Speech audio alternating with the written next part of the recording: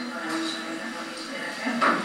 Az észrementve, amit fölírtam a táblára, az igaz, hogy anyák napja a legszebb ünnepünk a tanéva szerintem, mert nagy izgalommal is készülünk rá, meg mindenki olyan meghatóan és szépen mondja a versét, hogy ez egy igazi nagy ünnep, én úgy gondolom.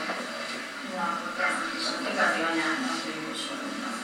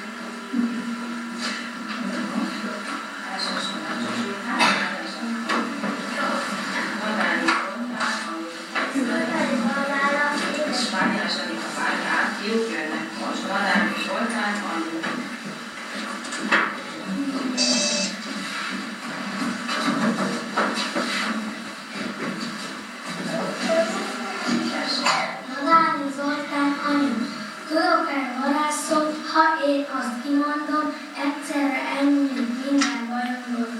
Mindjárt porcukorból, kávéba, mártányba, csak egy szóba kerül, csak egy hiányzat. Ha kávé keserű, ha mártás savanyú, csak egy szót kiáltok, csak annyit, hogy elő. Keserűből, édes rosszból, csuda jó lesz sírásból, mosolygás, olyan csuda szó állsz.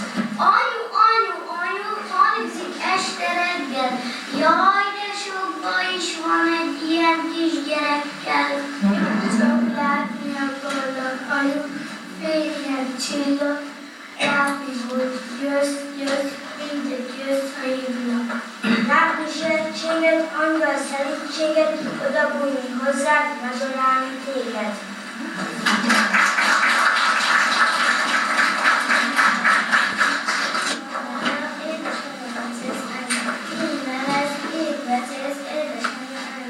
Galambom, csillagom, édes kicsi lelkem, bogálkám, violám, harmatos világom, ilyen szép, kedves nép, nincs több a világon.